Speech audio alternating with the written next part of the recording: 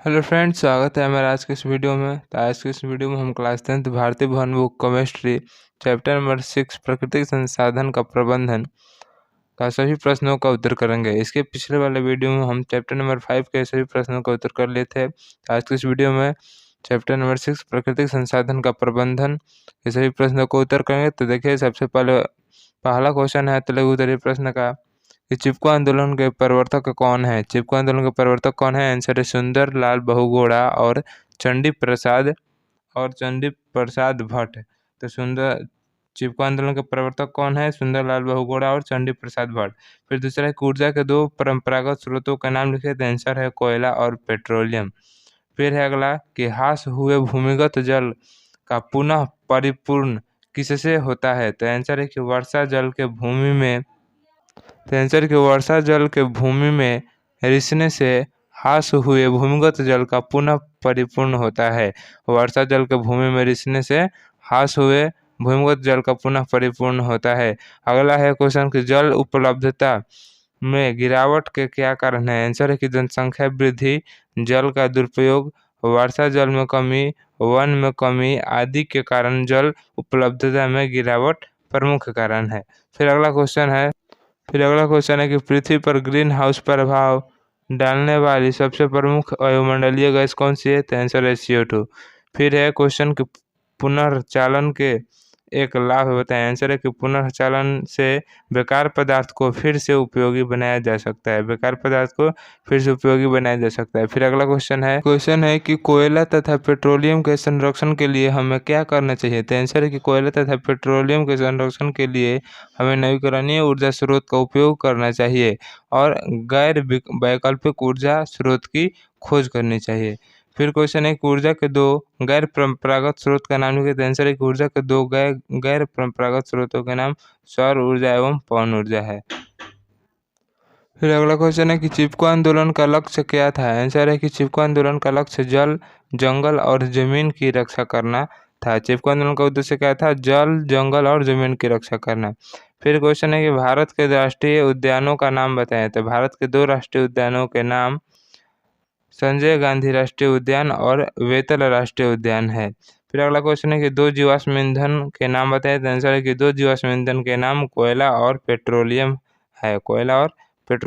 फिर अगला क्वेश्चन है रसोई घर के नम कचरों का पुनर्चालन कर क्या बनाया जाता है। तो आंसर है कि कंपोस्ट खाद बनाया जाता है। क्या बनाया जाता है? कंपोस्ट खाद। अगला क्वेश्चन है कि जल की कमी वाले क्षेत्र में सिंचाई की कौन सी तकनीक अपनाई जाती है। आंसर है ड्रिप सिंचाई। क्या है? ड्रिप सिंचाई। क्योटो प्रोटोकॉल किस गैस के उत्सर्जन के स्तर में कमी लाने के लक्ष्य से बनाया गया था। आंसर है ग्रीन हाउस गैस। क्या है? Green house gas. फिर अगला क्वेश्चन है कि भूमिगत जल स्तर तक वर्षा जल को पहुंचाने के लिए किन दो प्रकार की व्यवस्थाएं की जाती है। तो आंसर है बोरवेल एवं डगवेल। फिर अगला क्वेश्चन है कि अपशिष्ट प्रबंधन की नई धारणा क्या है। तो आंसर है 3RS यानी रिड्यूस, रिसाइकल एवं रीयूज। रिड्यूस, रिसाइकल और रीयूज। फिर अगला क्वेश्चन है कि प्लास्टिक के थैलों के बदले किस प्रकार के थैले इस्तेमाल की जानी चाहिए। आंसर है कागज या जूट। क्या है? कागज या जूट। फिर अब है लॉन्ग क्वेश्चन आंसर। तो लॉन्ग क्वेश्चन आंसर का पहला क्वेश्चन है कि ड्रिप सिंचाई व्यवस्था क्या है। आंसर है कि वर्षा की कमी वाले क्षेत्रों में जल को बचाने के उद्देश्य से तथा आधुनिक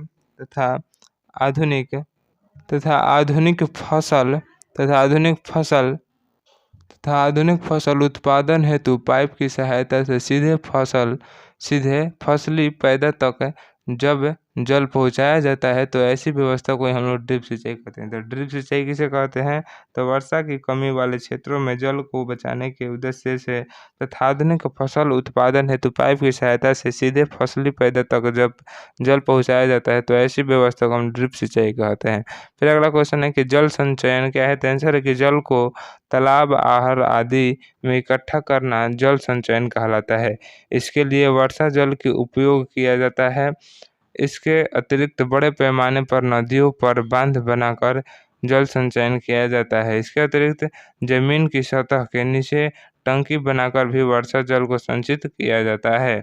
फिर अगला क्वेश्चन है कि कूड़े कचरों के पुनर्चालन से आप क्या समझते हैं? आंसर है कि कूड़े कचरों से जैव नवीकरणीय जैसे कागज, गोबर, सब्जी का छिलका, कृषि उत्पाद पदार्थ को अलग कर एक गड्ढा में एकत्रित कर कंपोस्ट खाद बनाया जाता है तथा जैव नवीकरणीय पदार्थ को कबाड़ में दे दिया जाता है जहां उसे फिर से गलाकर नए पदार्थ बनाने के लिए भेज दिया जाता है। इस पूरी प्रक्रिया को हम लोग कूड़े कचरे का पुनर्चालन कहते हैं। फिर अगला क्वेश्चन है कि वाहनों के लिए उत्सर्जन उत्सर्जन संबंधी मानदंड क्या है? आंसर है कि वायु प्रदूषण के का कारण वाहनों से होने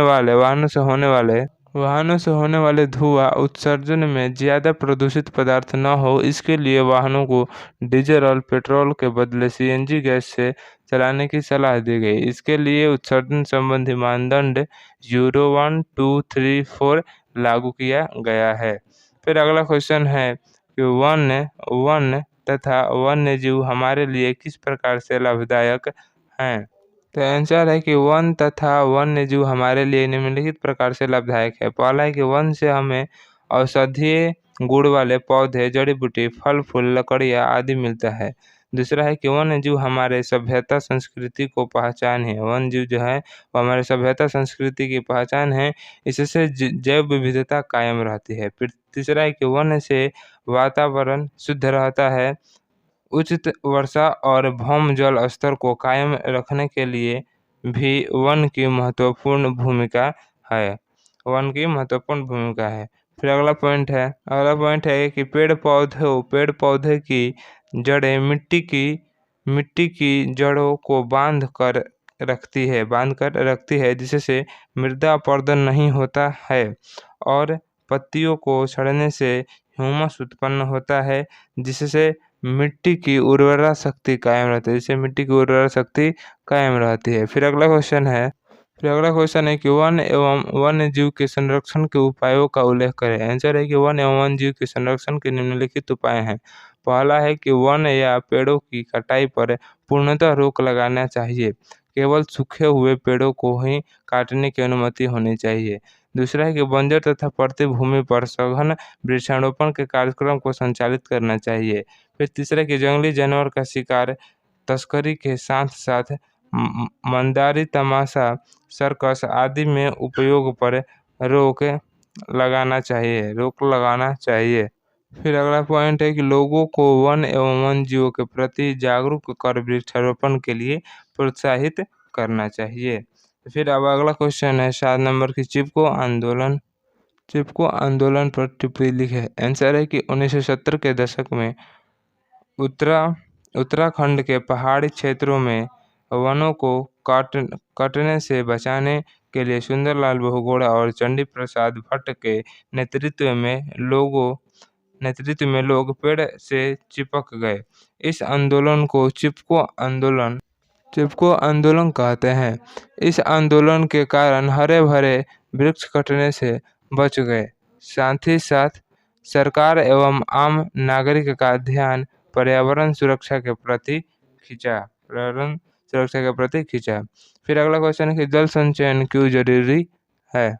तो आंसर है कि बढ़ती हुई जनसंख्या औद्योगिकरण के कारण जल संकट की स्थिति उत्पन्न हो गई है। जल आवश्यकता की पूर्ति के लिए बड़े बड़े बांध बनाकर वर्षा जल को या नदी जल को उपयोग में लाया जाता है। इसके साथ ही साथ तालाब, झील, आहर, पोखर आदि में भी वर्षा जल इकट्ठा किया जाता है। इस प्रक्रिया को ही जल संचयन कहते हैं। अतः जल आवश्यकता की पूर्ति के लिए जल संचयन जरूरी है।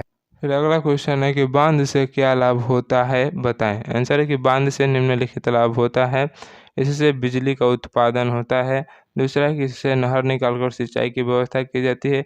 तीसरा है कि जिन नगरों में पानी की कमी होती है वहाँ जल की आपूर्ति की जाती है। और फिर चौथा है कि इससे मछली पालन, नौकायन और पर्यटन को भी बढ़ावा मिलता है। तो फिर अगला क्वेश्चन देखते हैं कि बांध से क्या हानि होती है, बताएं। आंसर है कि बांध से निम्नलिखित हानि होती है। पहला है कि बांध टूटने पर आसपास के क्षेत्रों में बाढ़ आ जाता है। दूसरा, भूकंप आने पर समस्या और भी जटिल हो जाती है। तीसरा है कि नदियों के द्वारा बहाकर लाए गए मिट्टी गाद से बांध के पास जमीन उथला हो जाता है, जिससे हटाना मुश्किल हो जाता है। तीसरा क्या है कि नदियों के द्वारा बहाकर लाए गए मिट्टी और गाद से बांध के पास जमीन उथला हो जाता है, जिसे हटाना मुश्किल हो जाता है। और फिर चौथा है कि बांध बनाने के लिए जमीन के अधिग्रहण से पुनर्वासन की समस्या उत्पन्न हो जाती है। जमीन के अधिग्रहण से पुनर्वासन की समस्या उत्पन्न हो जाती है। फिर अगला क्वेश्चन है कि अपनी आयु के विद्यार्थियों की जीवन शैली के परिवर्तन में आप कौन से 4 सुझाव देना चाहेंगे, जिससे हमारे उपलब्ध संसाधनों के संपोषण को प्रोत्साहन मिल सके। आंसर है कि अपनी आयु के विद्यार्थियों की जीवन शैली के परिवर्तन में हम निम्नलिखित 4 सुझाव देना चाहेंगे, जिससे हमारे उपलब्ध संसाधन के संपोषण को प्रोत्साहन मिल सके। फिर दूसरा है पॉइंट की पहला पॉइंट है कि जैव निम्नीकरण वस्तुओं का उपयोग करने पर बदल देंगे तथा कचरा प्रबंधन के लिए नई तकनीक 3R का उपयोग करेंगे। फिर अगला पॉइंट है दूसरा कि पेड़ पौधों को संरक्षित करने के साथ साथ अधिक से अधिक वृक्ष लगाने को प्रोत्साहित करेंगे। और फिर तीसरा पॉइंट है कि पर्यावरण के प्रति लोगों को जागरूक करेंगे। फिर चौथा पॉइंट है कि ऊर्जा के नवीकरणीय स्रोत के उपयोग पर बल देंगे। अब अगला क्वेश्चन है कि बोरवेल तथा डगवेल क्या है। आंसर है कि भूमिगत जल के परिपूर्ण करने के लिए वर्षा जल या घर में उपयोग हुए बेकार जल को एक होल या ओपन द्वारा जमीन के अंदर भेजने की प्रक्रिया को बोरवेल तथा डगवेल कहते हैं। फिर अगला क्वेश्चन है कि